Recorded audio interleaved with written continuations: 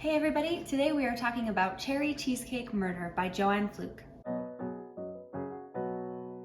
Today I'm really excited because we are going to be making cheesecake as the title suggests, and I really like cheesecake and it's been a while since I've made any, so I am just really excited for that. Here we are with another Hannah Swenson murder mystery. I really enjoyed reading this one, and again, if you haven't watched any of my previous videos like this, we are getting kind of deep into the series now. I think this was number 8, and we are always going to be spoiling a little bit of these books when we do this. And what I do is I just spoil who dies, but I don't spoil who the actual murderer was. So if you want to read it, at least the main point of the story of figuring out who the murderer was, at least that point can still be fresh for you if you're going to read it on your own. And I don't even feel bad about telling you who dies because it reveals it in the first 3 pages of this book. So it's immediate, you're gonna figure it out immediately, and then the whole book kind of backtracks like 2 weeks prior, and then we figure out what led up to that happening. So it's really a pretty minor spoiler in terms of the overall spectrum of this book. So let's get to it. This book is pretty interesting because it starts with a director called Dean Lawrence, and he is in the middle of trying to direct a scene that one of the actors is just not getting right. And so he goes in and acts the way that that character is supposed to act to kind of give a demonstration so that the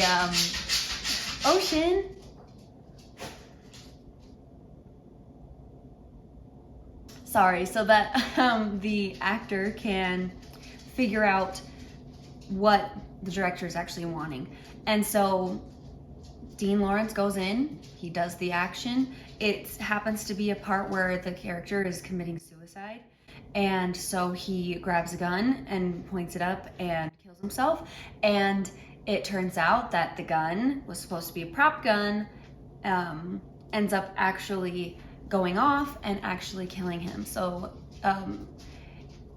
in terms of this, it makes it seem like it's not actually a murder, but just an accident on set.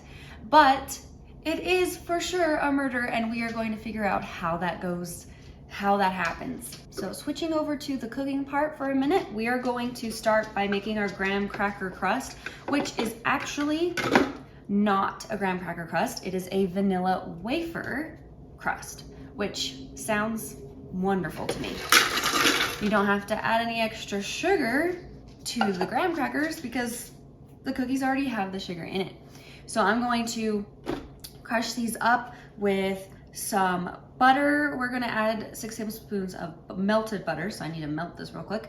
And then we're gonna crush that, and then we are going to put it in the bottom of a springform pan. I believe we put parchment paper on it first, and then we put in the crust. And then after that, we can start working on our filling, and then we'll get back to talking about the book.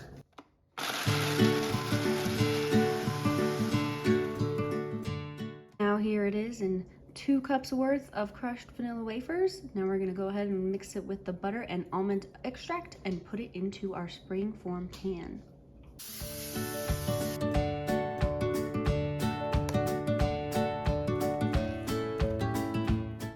That smells so freaking good.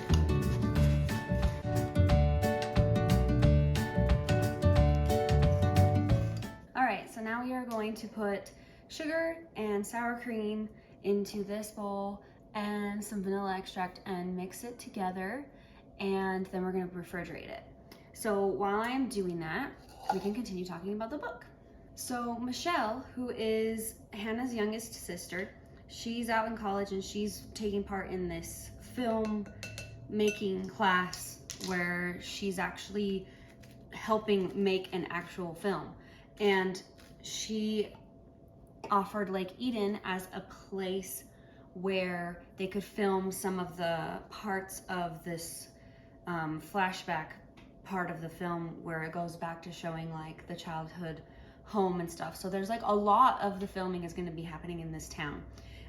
The director was like, yeah, this seems great, called and spoke with the person the townspeople and like everyone decided that they wanted to do it, so they're using Main Street, and which is where Hannah's shop is at, and so it's going to affect everyone, but they're going to be compensated for that business loss during that time. And Hannah also is going to be playing a part in helping out with some other things during this time, and as well as a lot of people in our story that we've met are going to be trying out for parts as like the main character when she's a kid, the main character when she's a little bit older, and then the main character as an adult. And then they're gonna need like extras for background, like extras and stuff like that. And so they're gonna use people in the town to do that, which is really cool. And so they all get to participate. And while they are trying to figure all this out, we also find out that someone who's also in charge of this is named Ross, and he is an old-time college, like past college roommate of Hannah, and so is the main lead woman actress in this book. So she's getting to reminisce with them a little bit and see how much Ross has changed and all these different things, and they kind of get a little bit close, and he takes her out to eat, to discuss things about the movie and stuff, but it's also kind of like a date, which you might be wondering if you are watching my other videos before this, why in the world is Hannah going on a date with Ross when she got proposed to by 2 men in the last book? What happened to that, right? So don't worry, I didn't forget, I'm telling you about it now. Right at the very beginning of the book, people are calling her and being like, what's going on? Hannah, why haven't, I know this is a hard, like, decision, but it shouldn't be. You should just choose Norman and get it over with. He's been moping around all day, and it's been affecting him. And then she gets a call from someone else at the police station, and like, Mike is clearly the better choice. You need to just choose him and come and tell him. It's been like a week, okay, since this happened, and so they've been waiting for her answer for a week, and everyone's just calling her and telling her that she needs to just answer already, because all of the men are being affected by it, and it's like messing up their work and their job, and it's all her fault because they're so stressed out about her decision and yada yada. And it's like, really, like, this is a life-changing decision to marry someone that you're gonna hopefully spend the rest of your life with, and 2 people are wanting the answer to be yes, and she's gonna end up hurting somebody by giving them an answer they don't want. And so she needs to make sure that she knows where her heart truly wants to lie forever. And here they are pressuring her and stuff when they just bombarded her on the same day asking her for her hand. It's like, come on. So she decides, okay, fine, I will make my decision today. I'll give you what you want. And she goes right to the inn where they happen to both be sulking around, like eating breakfast. And she's like, you know what? Here's my decision. I'm choosing neither of you. I'm so tired of being pressured into this. I'm not ready yet. You two need to like knock it off and just give me some time to be myself right now. And I'm not answering either of you, okay? I'm not choosing either of you. See ya. And so that's that. Like, then Norman and Mike are hardly even in the book because of this. Like, they're in it, and sometimes they help her out with stuff like usual, and interact with her and stuff like that, but it's so different than how they usually are in the other books, because they're trying to really give her space. So that's what happens with that situation. So now she's got like 3 men that are kind of interested in her because of Ross, but nothing ever really goes anywhere with Ross or anything like that. And so by the end of the book, she's still single. And Ross obviously, but at the end of the book, is not going to be sticking around in the town anymore because he's got to go do his job and help film other shows, other movies. So but they do try to like say like, oh, let's keep in touch or whatever. But like, that's about as far as that goes. Okay, so I find it so interesting that this is gonna be the topping and 2 cups of it is sour cream. But then again, the strawberry shortcake that we made a long time ago from book number 2 also had sour cream as the base. And like, you could tell it was sour cream, or not the base, but you know, it was in there, and you couldn't really tell so much unless you were thinking about it, like, this is sour cream, and then you could really tell it was, and then you were like, it's kind of weird. But the sugar hopefully is gonna be enough to where it's gonna make this taste fine and not sour, too sour. Yeah, so I'm gonna put this in the refrigerator, and then we're gonna start on the actual cream cheese part of this recipe, and then I will continue telling you about more of the book. All right, now we're going to do the cream cheese base, which is a cup of sugar, 3 blocks of cream cheese, 4 eggs, and a cup of mayonnaise. It's gonna be super creamy, I'm assuming, because of that, and maybe make it not overwhelmingly sweet. Back to the story. Everybody's auditioning to be part of this movie. Everybody is given roles of what they're supposed to do. So there is Tracy, who is Andrea's little daughter. Well, not little, I think she's like 6 now. She got cast to be the young version of our main actress in this movie. And so she has a couple scenes that she's preparing for, and a bunch of kids in the town are gonna be extras to be a part of those scenes. And as far as Hannah's role in all of this, the director, Dean Lawrence, was wanting, he's very particular in certain things, because I guess Hannah was talking to Ross and was like, well, what can I do to make things easier for everyone? And Ross was like, well, to keep everything going smoothly and to keep Dean happy, what we really could use is, do you know how to make cherry cheesecake? And she's like, well, yeah, sure. I can figure it out. I'll figure something out. And Ross is like, great, because this will make him happy. He likes to have one every morning, a cheesecake every morning. It's like a whole entire cheesecake every morning. How are you not going to be wasting that? How are you going to eat all of that? Are you sharing it with other people? Is it just one slice that you get every morning? No, I'm pretty sure she's making a full cheesecake for him every morning, unless I misinterpreted that. But that's like kind of crazy that he wants that much. But if she's using this exact recipe I'm using, then yeah, it's a whole entire cheesecake. So that's her role, as well as making cookies and putting them out for like all the actors and stuff, so that they can have like cookie breaks and stuff like that. And there's also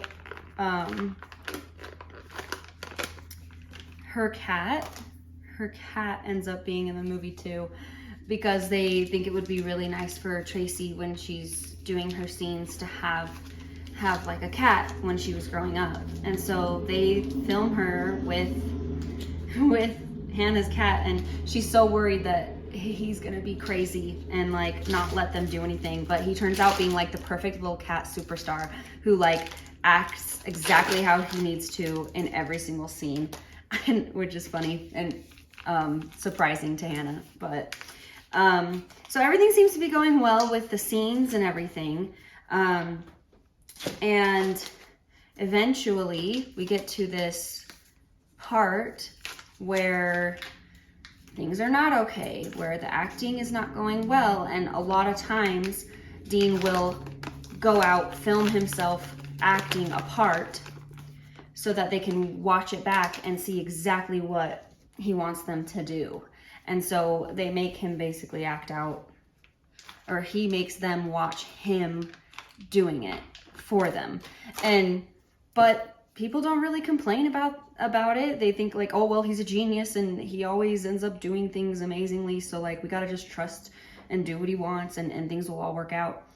And so the scene from the very beginning of the book, when he goes out to show him, he's like, no, you're doing it wrong, this is how it's supposed to be, and he does it, and he puts the gun up, and he gets killed.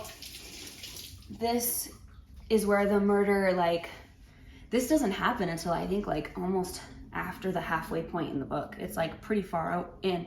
And then Mike is like, Hannah, don't help me. Don't investigate on your own. And she's like, okay, I won't. And she got around that by saying, okay, I'm gonna investigate with my friends and family so that I'm not investigating alone. And then she doesn't call it investigating it, she calls it snooping. So she's like getting around it without technically lying. And so that's how she goes about trying to get more details. And it just plays out the same as all the other books. She's trying to figure out what to do. She's trying to figure out how to do it without making Mike unhappy and not stepping on his toes, but also getting information and helping him anyway, while still trying not to investigate on her own like she said she wouldn't. And she does uncover some good things. There's a part where they're like trying to get people and taking them off the suspect list. There is this one person that they take off the suspect list, and they're like, well, it obviously can't be this person, it can't be this person. But on one of them, I'm like, yeah, it could actually. This would make complete sense for it to be this person. And then it turns out 30 pages later, it is that person that I was suspecting. And I was like, well, yeah, it makes sense. How could you overlook this after 7 murders that you've been involved with? So yeah, I feel like if you read the book, you'd be able to probably figure out a good guess on who it was as well. And yeah, so then of course things end up, once they figure out who it actually is, it always goes really quickly for them to like catch him and stuff, and then get him like, you know, taken like booked to jail or whatever. Like the ending part always goes pretty quickly. And so that's basically how it went. And then it ends with, I think she has like one final dinner with like Ross before he leaves or whatever, and all is well. And we still don't have an answer to the whole marriage proposal thing. Basically that was just like kaput, like as if it never happened. So the next book is Key Lime Pie Murder, and I am very curious to see what goes on there. If she starts hanging out with the 2 men again and actually decides, hey, remember that one time when you proposed to me? Yeah, I think you should do that again. And maybe she'll finally, I don't know. I don't see it happening for probably another like 3 books at this point, because we're already on book 8 and this has been going on since like book 2. So yeah, we'll see. All right, we're gonna mix this together. We're gonna put it in a pan and we're gonna cook it for 55 minutes. And then after that, we are going to put the filling on.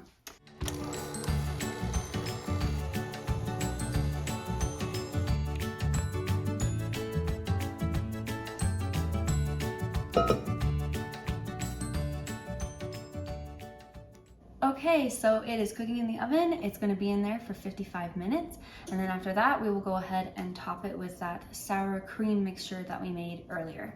All right, we're gonna take it out of the oven and put the sour cream topping on top, and then put it back in the oven for another 5 minutes. I know cheesecakes are supposed to be a little wobbly, but that seems really wobbly. So I'm a little concerned about that. Hopefully the extra 5 minutes after this goes on it will help, and then that it will just really set up after a few hours. I don't know. Oh gosh, this makes me so nervous. It just looks like it was gonna sink right in. I just don't want to mess this up. Oh my gosh. No. Back in for another 5 minutes, but maybe more, because this has to be cooked enough. Okay, cross your fingers with me that this is going to work and that it's gonna be set up enough in the middle, because I just don't want it to be undercooked. That was so many ingredients and it took so much time that I just want it to work, unlike the lemon meringue pie episode of this, because that did not work. And that was frustrating, and I like cheesecake way more, so I'm really hoping it'll work. All right, here is our chilled cheesecake. Yes, it is the next day. It wanted to chill for 8 hours, and at that point it would have been like 11 at night, so I figured might as well just wait until the morning to finish this. So here we are. I'm gonna go ahead and take it out, and then we'll put the cherries on it.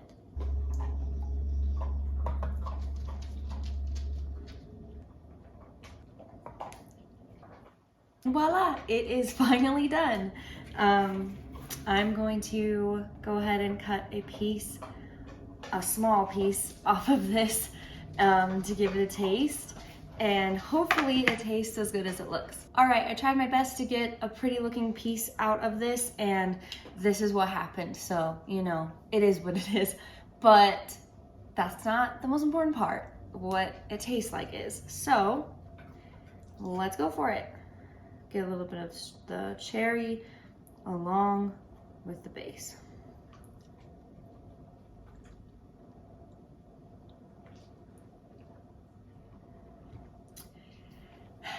Yay, it tastes good. It tastes super good.